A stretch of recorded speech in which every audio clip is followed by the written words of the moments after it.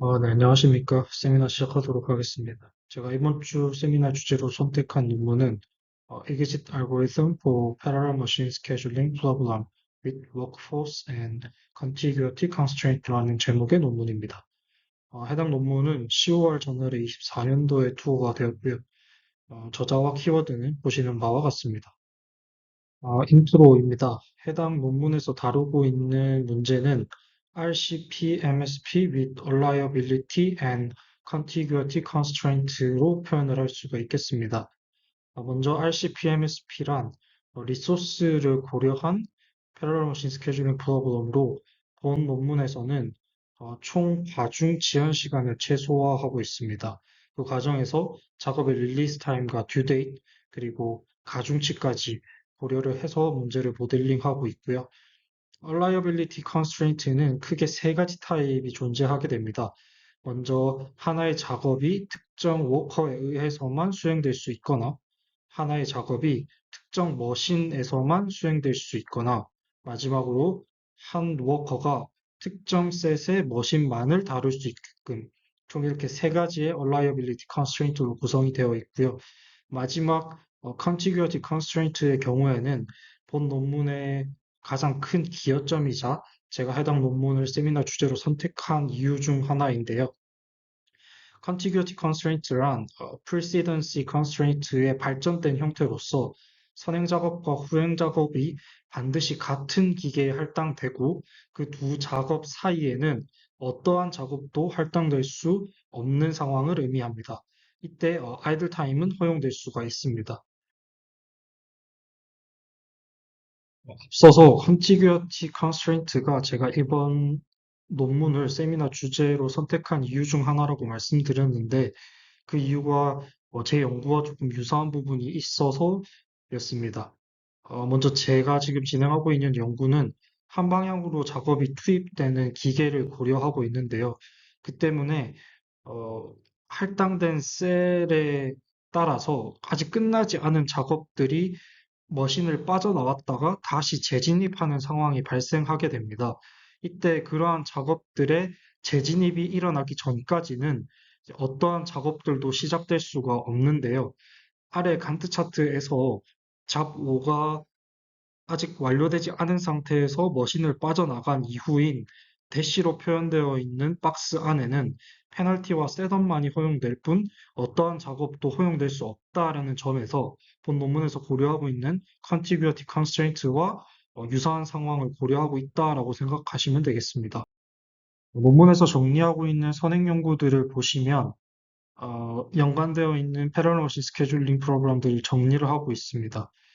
표에서 보시는 것처럼 본 논문에서 고려하고 있는 여러 제약들인 리소스, 머신 얼라이빌리티, 릴리스 타임, 듀 데이트, 프리시던시, 그리고 컨티규어티까지 이 6개의 제약을 모두 고려하고 있는 논문은 거의 없었으며 22년도에 케이슬리의 논문의 경우도 MILP 모델만을 제한하고 있습니다. 반면에 본 논문에서는 이 6가지 제약을 모두 고려한 수리 모델뿐만 아니라 CP와 디컴포지션 메소드까지 함께 제한하고 있다는 점에서 차별성을 가진다라고 할 수 있겠습니다. 그렇다면 여기서 왜 컨티규어티 컨스트레인트가 꼭 고려되어야 하냐라는 의문이 생길 수가 있습니다. 어차피 두 작업 사이에 아이들 타임만 허용할 뿐 어떠한 작업도 허용되지 않는다면 애초에 두 작업을 묶어서 하나의 작업으로 스케줄링하면 되는 게 아니냐라는 생각을 할 수가 있는데요. 아래 그림은 머신이 2대, 작업이 3개, 그리고 워커가 1명일 때의 예시입니다. A와 B에서처럼 두 작업을 묶어서 스케줄링 하게 되면 C의 경우에서처럼 중간에 아이들 타임을 허용하는 경우 대비 타드니스가 늘어나는 것을 확인을 할 수가 있는데요. 이는 contiguity constraint를 고려했을 때 두 번째 작업을 연기할 수 있는 여지를 남겨둘 뿐만 아니라 이 워커가 그동안에 좀 더 긴급한 작업들을 처리할 수 있게 함으로써 총 지연 시간을 줄일 수 있다라는 것을 시사하게 됩니다. 이제 본격적으로 프로그램 포뮬레이션에 들어가기에 앞서서 노테이션 먼저 짚고 가도록 하겠습니다. 테이블 2에 매스메리컬 노테이션이 다 정리가 되어 있는데요. 작업의 셋부터 프리시던시와 컨티규어티 릴레이션 대한 셋까지 어, 정리되어 있는 대로 이해하시면 좋을 것 같고, 제가 여기서 소개해 드릴 새로운 노테이션은 SJT라는 집합입니다. 해당 집합이 의미하는 바는 시점 T까지 잡 J가 종료되지 않을 수 있는 시작 시간들의 집합으로 해석할 수가 있겠는데요. 본 논문에서는 데피니션에 의해서 오른쪽에서처럼 현재 시점이 릴리스 타임보다 작을 경우, 그리고 릴리스 타임이 두 시점 사이에 있을 경우, 그 이외의 경우 총 세 가지로 나누어서 SJT 집합을 정의하고 있습니다. 해당 집합이 왜 중요한지는 다음 슬라이드에서 이어서 설명드리도록 하겠습니다. 앞서 소개드렸던 그 SJT라는 집합이 중요한 이유는 바로 이 결정 변수에 있습니다. 본 논문에서는 SIJKT라는 Discrete Time Based Variable을 활용을 하고 있는데요. 해당 변수는 작업 J가 데이 T에 워커 K에 의해서 머신 I에서 처리될 경우 1이 되는 이진 변수를 의미하게 됩니다. 일반적인 경우에서는 왼쪽의 그림에서처럼 작업이 할당되어 있는 동안에는 모든 타임 피리어드 동안에 이진 변수를 1로 만들어서 해당 작업이 해당 기계에 할당되어 있는지 여부를 디텍팅하게 됩니다. 반면에 본 논문에서는 오른쪽에서 그림과 같이 해당 discrete time based variable을 조금 다른 방식으로 활용하고 있는데요. 해당 작업이 기계에 할당되어서 시작되는 시점에만 해당 이진 변수를 1로 만들어주게 됩니다. 그 이후에 시작 시점에 공정 시간을 더해서 종료 시간을 계산하게 되고요. 그렇기 때문에 이 이진 변수 이외에 해당 작업이 해당 머신에 할당되어 있는지 여부를 디텍팅할 새로운 도구가 필요하게 됩니다. 이 도구가 바로 SJT를 활용하게 되는데요. 앞서 소개드렸던 그 스타팅 타임에 대한 셋의 원소를 타우라고 표현을 했을 때 xijk 타우가 1이 되는 타우가 존재한다면 작업 J는 시점 T에 머신 I를 점유하고 있다라고 해석할 수가 있겠습니다. 예시로 간단하게 들어보겠습니다. 위의 그림에서 답 1의 공정 시간이 3, 그리고 릴리스 타임이 0이라고 해보겠습니다. 그럼 시점 t가 0일 때부터 3일 때까지 각각 sjt에 대한 셋을 구하게 되면 데피니션에 의해서 아래 보시는 것처럼 0부터 쭉 정리가 되게 되는데, 시점 t가 0일 때를 먼저 보게 되면 sjt의 원소가 0이기 때문에 타우가 0이 되게 되고, 타우 자리에 0을 넣었을 때 x 1,1,1,0이 1이 되는 것을 확인할 수가 있습니다. 그렇다면 시점 t가 0일 때는 어, 잡 1이 머신 1을 점유하고 있다라고 해석할 수가 있겠습니다. 마찬가지로 t가 2일 때를 살펴보면 t가 2일 때의 sjt, 즉 s1, 2는 0,1,2가 되게 됩니다. 즉, 이 0,1,2, 이 세 가지의 원소들만 고려했을 때, 이 중 하나라도 xijk 타우르가 1이 되는 타우가 있다면, 해당 작업이 머신을 점유하고 있다라고 해석할 수 있는데요. 이때도 원소가 0을 포함하고 있기 때문에 타우 자리에 0을 넣었을 때 이진 변수가 1이 되는 것을 확인할 수 있고, 그렇다면 시점 t가 2일 때는 잡 1이 머신 1을 점유하고 있다라고 해석할 수 있겠습니다. 반면에 t가 3일 때는 SJT 집합이 1부터 Tmax까지로 정의되는 것을 확인할 수가 있는데요.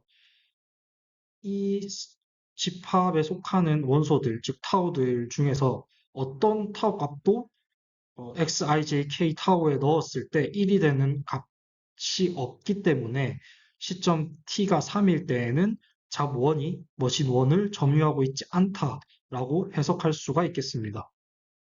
이러한 이진 변수들만 잘 이해하시면 제약식들을 이해하는 데에는 큰 어려움이 없을 것 같습니다. MILP 모델이 나와 있는데요. 일반 제약식의 경우에는 목적 함수인 Total Weighted Tardineess를 미니마이즈하는 식이 되겠고요. 이번 제약식은 작업의 시작 시점을 잡아주고, 3번 제약식은 각 기계들이 하루에 하나의 잡만을 처리할 수 있음을 의미하게 됩니다. 4번은 자원 제약으로 하루에 워커가 처리할 수 있는 최대 용량을 넘어서서 워커에 할당되는 일이 없도록 하는 제약식이 되겠습니다. 5번 제약식은 각 작업의 completion time을 정의하게 되고요. 6번 제약식에서는 precedence와 contiguity relation을 잡아주게 됩니다. 7번 제약식은 contiguous relation을 가지는 잡들은 반드시 같은 머신에 할당되도록 제약해주고 있고요. 8번 제약식은 그러한 두 작업들 사이에는 어떠한 작업도 할당될 수 없게끔 제약해주고 있습니다. 9번 제약식에 의해서 타드니스가 정의가 되고요. 10번부터 12번까지는 변수에 대한 도메인을 정의하는 제약식으로 이해하시면 되겠습니다. 지금부터는 기존의 MILP 모델 대비 향상된 알고리즘으로 본 논문에서 총 3가지의 알고리즘을 제안하고 있는데요. 그 3가지 알고리즘에 대해서 순서대로 소개해 드리도록 하겠습니다. 첫 번째는 Enhanced MILP 모델입니다. MILP 모델을 수립함에 있어서 알파 인덱스 이슈라는 게 발생하게 되는데요. 앞서 소개드렸던 결정변수를 보시면 총 4차원, 즉 4개의 인덱스로 구성이 되어 있는데 이때 과연 4개의 인덱스로 구성된 변수를 하나 사용하는 것과 3개의 인덱스로 구성된 변수를 2개 이용하는 것 중 어떤 것이 계산 시간적인 측면에서 이점을 누릴 수 있냐라는 이슈가 발생하게 되고 이를 보여주기 위해서 3차원 변수를 2가지로 구성을 해서 재정의를 하고 있습니다. 따라서 각각 머신과 워커에 대한 할당을 구분해서 2가지 이진 변수를 정의했고요. 비고 노테이션 관점에서 봤을 때도 인핸스드 모델의 경우가 변수의 개수가 훨씬 더 작은 것을 확인할 수가 있습니다. 그러나 이렇게 2개의 변수로 구분해서 처리를 할 경우에 이 두 변수를 묶어줄 링킹 컨스트레인트가 반드시 필요로 하기 때문에 정말로 이게 전체 알고리즘의 계산 시간 관점에서 봤을 때 득이 될지는 실험을 통해서 증빙을 해야 하고 해당 논문에서는 실험 결과 부분에서 그 결과를 소개하고 있습니다. 보시는 MILP 모델이 Enhanced MILP 모델이 되겠고요. 나머지 제약들의 경우에는 앞서 소개드렸던 MILP 모델과 유사합니다. 같은 제약식을 모델링하고 있기 때문에 똑같은 상황을 모델링하고 있다라고 생각하시면 되고, 여기서 달라지는 부분은 23번과 24번 제약식이 되겠습니다. 이 두 제약식이 앞서 소개드렸던 그 링킹 컨스트레인트입니다. 해당 링킹 컨스트레인트는 앞서 소개드렸던 3가지의 얼라이어빌리티 중 3번째 타입을 묘사하고 있는데요. 한 워커가 특정 셋의 머신만을 처리할 수 있다. 요 3번째 얼라이어빌리티 컨스트레인트를 링킹해주는 제약이다라고 생각하시면 되겠습니다. 2번째로 제안하고 있는 방법은 Constraint Programming CP 모델입니다. 여기서의 핵심 컨셉은 두 contiguous 잡 사이에 어떠한 작업도 허용하지 않겠다. 아이들만 허용하겠다라고 했는데 이러한 아이들 타임을 표현하기 위해서 더미 잡을 추가했다라는 점입니다. 이에 따라서 보시는 것처럼 총 4개의 인터벌 베리어블을 제한하고 있고 위에 두 인터벌 베리어블은 특정 잡 J를 표현하고 그 잡 J의 모두를 표현해주는 인터벌 베리어블이고요. 아래 두 베리어블들은 더미 잡에 대한 실행 또는 더미 잡의 모두를 표현해주는 인터벌 베리어블이다 라고 생각하시면 되겠습니다. 보시는 모델이 본 논문에서 제안하고 있는 Constraint Programming CP 모델의 제약식이 되겠습니다. 해당 모델의 경우도 앞서 소개드렸던 두 MILP 모델과 매우 유사합니다. 결국에는 같은 제약식을 모델링하고 있기 때문에 똑같은 상황을 모델링하고 있다라고 이해를 하시면 되고, 저희가 여기서 짚고 넘어갈 필요가 있는 부분은 35번 제약과 43번 제약식이 되겠습니다. 두 제약식 모두 alternative라는 CP 옵티마이저 내장 함수를 사용하고 있는데요. 이 alternative 함수의 경우에는 여러 가지 차일드 중 하나의 차일드만 특정해서 활성화시킨 후 그 차일드를 페런츠와 유사하게끔, 페런츠와 동일한 특성을 가지게끔 만들어주는 함수가 되겠습니다. 따라서 여러 가지 잡 J의 모드 중에서 딱 하나의 모드만 특정시켜서 활성시킨 후 해당 모드를 해당 잡과 연결시켜주는 제약, 즉 해당 어떤 작업을 어떤 머신과 어떤 워커에 할당해 줄 것인지를 결정해 주는 제약식이라고 이해하시면 되겠습니다. 더미 잡의 경우에도 마찬가지로 어떠한 머신에 할당을 해줄 것인지를 결정하게 됩니다. 마지막 세 번째로 제안하고 있는 알고리즘은 Combinatorial Pandas Decomposition 메소드입니다. 해당 디컴포지션 메소드에서는 두 개의 문제로 스플릿해서 문제를 풀게 되는데, 이때 마스터 프로그램과 서브 프로그램으로 나뉘게 되고, MP에서는 프리시던시와 리소스 제약을 고려해서 작업의 시작 시점만을 결정하게 됩니다. 이후에 이러한 정보들을 바탕으로 서브 프로그램에서 컨티규어티와 얼라이어빌리티 제약을 활용해서 기계와 워커의 할당을 결정해 주게 됩니다. 네, 이 디컴포지션 메소드의 경우에는 오리지널 프로그램을 두 단계로 나누어서, 두 문제로 나누어서 해결하기 때문에 이때 이 하위 문제들이 옵티멀과 피저빌리티를 증빙해 줄 필요가 있습니다. 다시 말해, 하위 문제들의 최적화와 피저블 솔루션이 오리지널 프로그램에서도 옵티멀 그리고 피저블 솔루션이냐라는 것을 체크해 줄 필요가 있는데요. 이때 옵티멀리티를 먼저 보게 되면 NP 솔루션의 목적 함수의 값은 결국 오리지널 프로그램의 목적 함수의 값과 항상 같을 수밖에 없습니다. 그 이유는 마스터 프로그램에서는 각 작업의 시작 시간과 공정 시간에 따른 완료 시간이 결정되고 그 결정된 시작 시간과 완료 시간이 픽스된 채로 서브 프로그램으로 넘어가기 때문에 결국 오리지널 프로그램의 목적 함수의 값과 같아질 수밖에 없습니다. 따라서 별도의 옵티멀리티 컷은 필요하지 않은 것을 확인할 수가 있습니다. 반면에 앞서 소개드렸던 것처럼 두 가지씩 제약을 나누어서 고려하고 있기 때문에 이 네 가지 제약을 모두 한꺼번에 고려한 오리지널 프로그램 관점에서 또 이게 정말 피저블하냐라는 것을 체크해 볼 필요가 있기 때문에 빨간색 네모에서처럼 피저빌리티 컷을 추가한 프레임워크를 제안하고 있습니다. 이제 이 feasibility cut이라는 것이 어떤 형태로 동작하냐라는 것을 조금 설명드릴 텐데, 결국에는 서브 프로그램에서 infeasible solution을 야기하는 그러한 헤드를 더 이상 NP에서 발생시키지 않겠다라는 것을 의미하게 되고, 이제 표현되어 있는 제약식이 그 역할을 해주게 되는데요. 해당 제약식의 경우에는 선행연구에서 제안했던 제약식을 인용해서 활용을 하고 있습니다.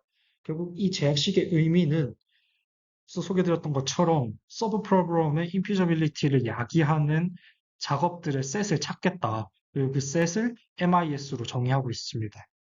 따라서 MIS에 속해 있는 모든 작업들의 정수해를 배제함으로써 마스터 프로그램에서 동일한 해가 다시 생성되는 것을 방지하고 있습니다. 그렇다면 여기서 MIS 셋을 어떻게 찾을지가 중요하게 되는데, 일반적으로 선행연구에서 이런 MIS 셋을 찾는 것은 NP-하드하다라는 것이 알려져 있고, 본 논문에서도 다루고 있는 문제 또한 NP-하드함을 밝혔습니다. 따라서 본 논문에서는 흔히 사용하는 로직 중에 하나인 SPT를 기반으로 작업을 하나하나 선택해서 제거해 나감으로써 서브 프로그램이 피저블해질 때까지 해당 행동을 반복해서 제거된 모든 작업들이 MIS의 원소가 된다라고 해서 MIS 셋을 찾는 방식을 채택하고 있습니다. 이제부터는 소개드렸던 그 마스터 프로그램과 서브 프로그램이 어떻게 구성되어 있는지를 소개해 드릴 텐데요. 마스터 프로그램 먼저 보시면 여기선 YJT라는 이집연수를 정의하게 되고, 이 YJT는 잡 J가 데이트에 시작하냐를 의미하는 이집변수가 되겠습니다. 해당 모델의 제약식 또한 마찬가지로 앞서 계속 소개드렸던 제약식들을 모델링하고 있기 때문에 똑같은 제약이다라고 생각을 하시면 되겠고요. 여기서 두 가지 제약만 좀 짚고 넘어가자면 46번 제약식의 경우에는 병렬로 수행될 수 있는 작업의 최대 개수를 제한을 하고 있습니다. 이때 그 최대 작업의 수를 최대 기계수에서 시점 t를 기준으로 t 시점보다 이전에 contiguous relation을 가지는 첫 번째 작업과 두 번째 작업이 모두 시작한 경우의 수를 뺀값으로 제한하고 있는데요. 이를 통해서 아래 보시는 그림과 같이 마스 프로그램에서 정의된 스타팅 타임을 바탕으로 서브 프로그램에서 머신과 워커의 할당을 진행했을 때 해당 시점에 할당된 작업의 수가 최대 머신의 수를 초과하는 그러한 경우를 방지해주게 됩니다. 51번 제약식의 경우에는 앞서 소개드렸던 그 feasibility cut을 의미한다라고 생각하시면 되겠습니다. 두 번째로 서브 프로그램을 보시면 먼저 55번 제약식의 목적 함수를 보면 min 제로라고 나와 있습니다. 이는 본 모델에서는 오로지 MP로부터 받은 솔루션을 피저빌리티만 체크를 하겠다라는 것을 의미하게 되고요. 57번 제약식은 마찬가지로 각 머신들이 하루에 하나의 작업만 처리할 수 있음. 58번은 자원 제약, 59번은 contiguous relation을 의미하게 되고요.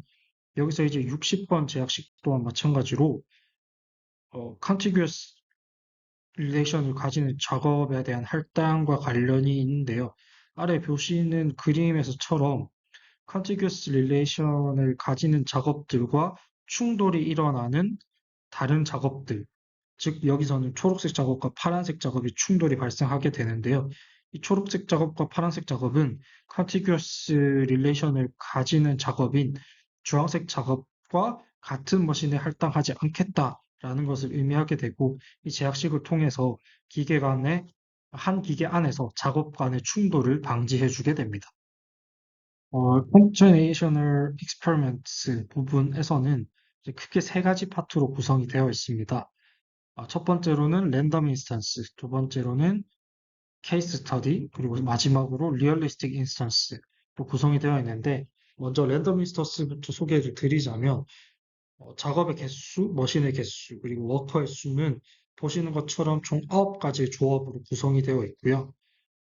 프리시던시 릴레이션과 컨티규티 릴레이션도 마찬가지로 보시는 분포에서 랜덤으로 발생시켜서 어, 연속된 작업을 페어로 랜덤으로 선택한 후에 프리시던시 릴레이션 셋과 컨티규티 릴레이션 셋에 추가하게 됩니다. 마지막으로 R이라는 레이시오를 5가지 스텝으로 구성을 하게 되는데요.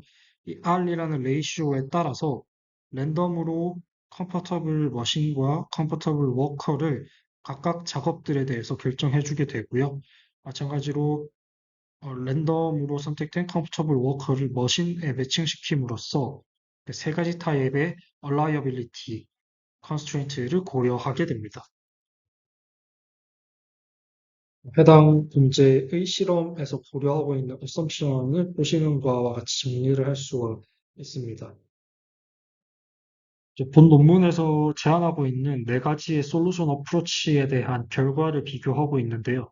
이 5번째 파트를 보시면 이제 OBA라는 알고리즘을 제안하고 있습니다. 이 OBA란 각 인스턴스에 대해서 가장 좋은 접근 방식의 결과만을 종합해 놓은 결과라고 생각하시면 되겠습니다.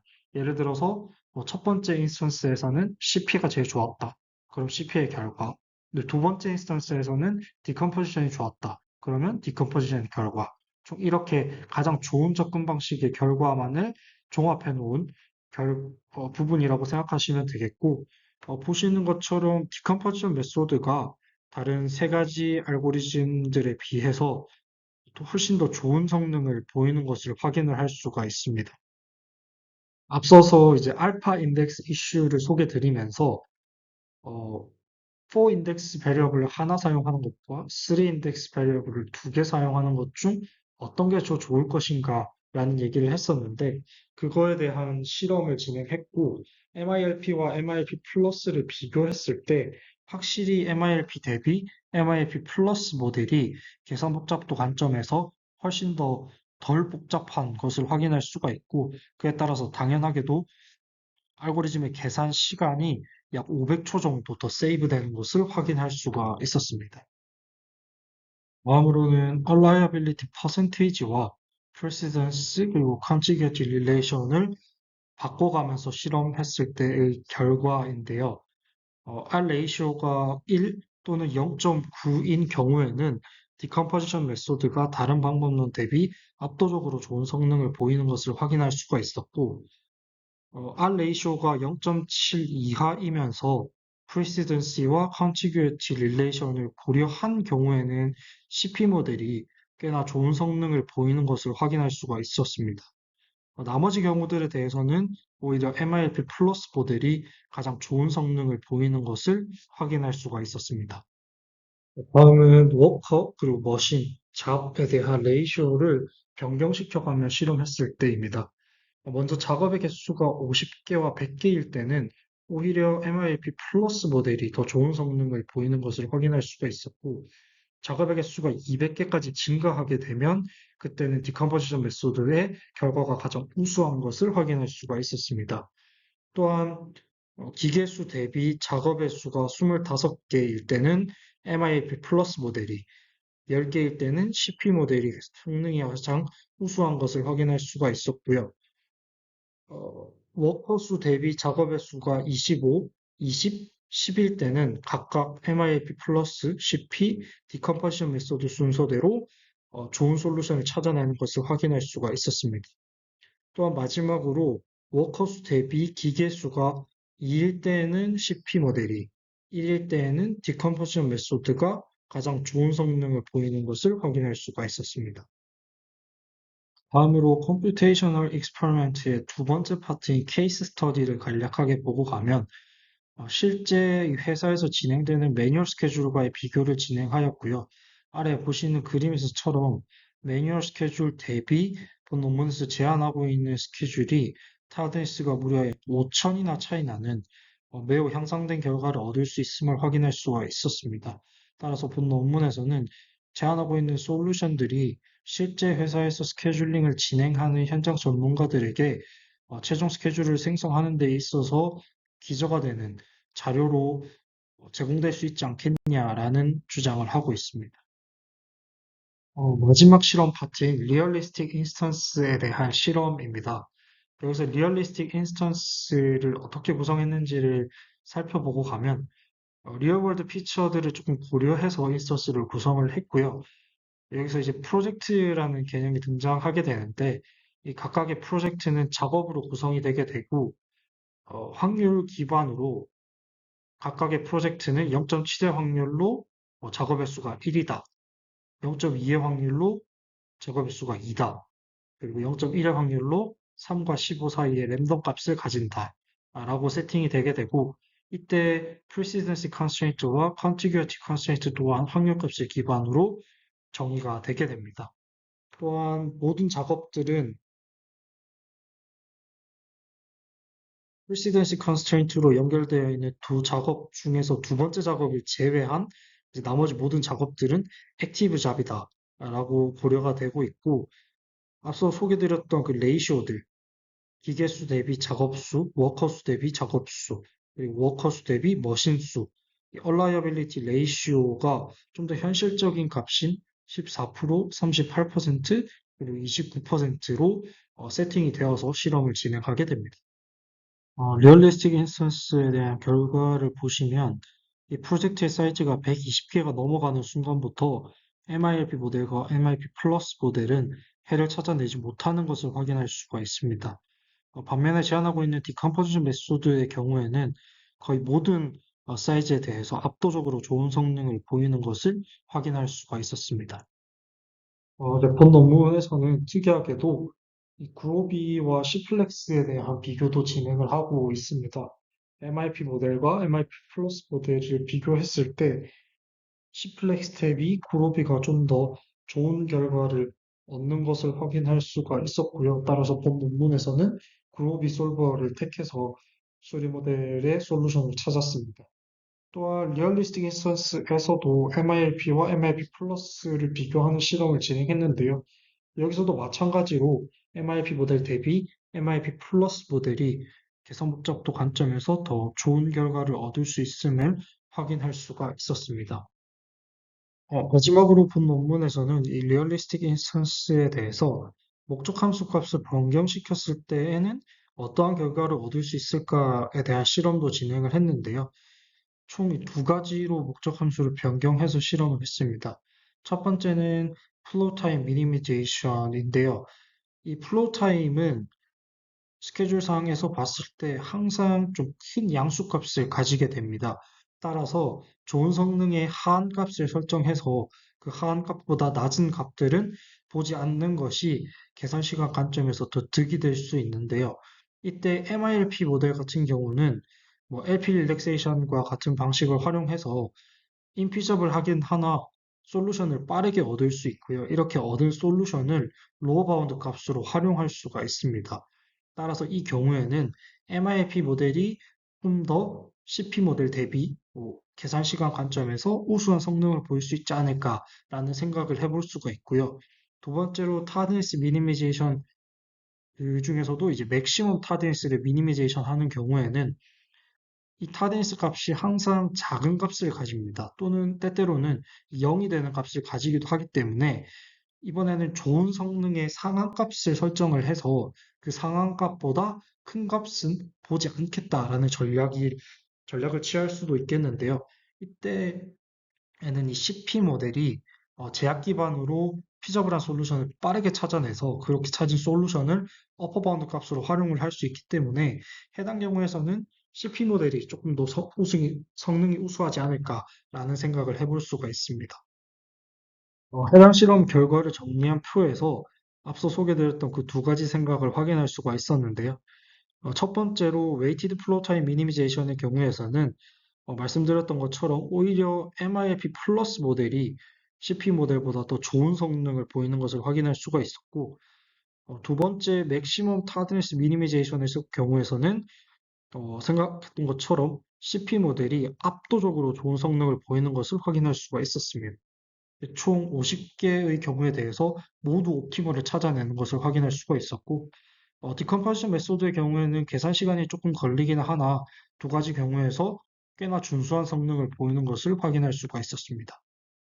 결론을 정리해보자면 본 논문에서는 Resource Constraint Parallel Machine Scheduling Problem을 제안하고 있고 다양한 제약식을 고려하고 있습니다. 작업의 릴리스 타임과 듀 데이, 그리고 가중치까지, 또 워크포스 리소스와 세 가지 타입의 얼라이어빌리티, 프레시던시 제약과 그보다 더 발전된 컨티규어티 컨스트레인트까지 고려하고 있고요.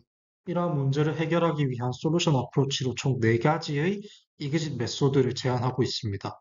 그런 메소드의 결과를 비교하기 위해서 랜덤 인스턴스, 그리고 케이스 스터디, 리얼리스틱 인스턴스까지 총 3가지 타입으로 나누어서 실험을 진행했고요. 논문에서 제안하고 있는 퓨처 워크로는 하이퍼 알고리즘의 개발과 롤링 호리즌 스케줄링까지 고려하는 것을 퓨처 워크로 제안을 하고 있습니다. 마지막으로 본 논문에 대한 제 의견을 정리해 보자면, 본 논문은 소개드렸던 것처럼 다양한 제약식을 고려한 자원 제약 기반 스케줄링 문제를 해결했다라는 점에서 첫 번째 강점이 있는 것 같고요. 그 중에서도 이 컨티규어티 제약이라는 좀 노블한 새로운 제약을 고려했다라는 점이 장점인 것 같습니다.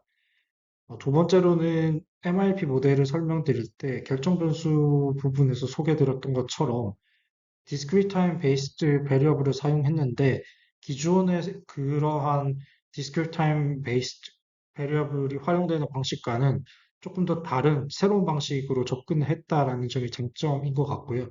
마지막으로는 실제 사이즈의 산업 규모의 케이스 스터디를 진행했다라는 점이 실제 현장에 적용 가능하다라는 것을 보였다는 점에서 마지막 강점이 될 수 있는 것 같습니다. 반면에 약점으로는 이 벤치마크 알고리즘을 세팅하는 과정인데요. 본 논문에서는 OBA라는 알고리즘을 제안을 해서 만약 모든 인스턴스들에 대해서 각각의 경우에 어떤 솔루션 어프로치가 제일 좋은지를 사전에 다 안다면 이만큼 좋은 결과를 얻을 수 있다라는 논리를 전개하게 되는데 제가 생각했을 때는 사실 이 논리가 조금 부족하지 않나라는 생각을 했습니다. 오히려 해당 스케줄링 문제는 스케줄링 시간이 거의 1년이 넘어가는 어떻게 보면 프로젝트 스케줄링에 좀 더 가깝기 때문에 타임 리밋을 1시간으로 설정할 것이 아니라 조금 더 여유로운 타임 리밋을 두고 이그진 메소드들이 최적화를 찾는 때까지 알고리즘을 반복한 후에 그렇게 해서 얻은 글로벌 옵티멀 솔루션과 비교를 했다면, 갭 퍼센테이지로 비교를 했다면 더 좋지 않았을까라는 생각이 들었고요. 두 번째로는 결정 변수를 정의하는 부분이었습니다. 소개드렸던 XIJKT 이 이진 변수의 정의를 본 논문에서 표현하고 있는 그대로 복사해서 들고 왔는데요. 여기서 이 프로세스라는 게 여러 의미로 해석이 될 수 있겠지만, 결국 모델 안에서 이 이진 변수가 가지는 실제 의미는 t 시점에 처리되고 있냐가 아닌 t 시점에 시작했냐이기 때문에 어, 본문에 있는 내용과 실제 모델 안에서의 이진 변수의 역할이 조금 충돌이 있어서 이 부분을 온전히 이해하는 데에 조금 애를 먹었어서 좀 더 명확한 표현을 활용했다면 어땠을까라는 생각을 했고요. 마지막으로는 컴퓨테이셔널 리절트에서도 그렇고 매스메리컬 모델링 과정에서도 그렇고 이 시각적인 요소들이 조금 부족했기 때문에 논문을 이해하는 데 있어서 어려움이 있지 않았나라고 생각이 되었습니다. 이상으로 세미나 마치도록 하겠습니다.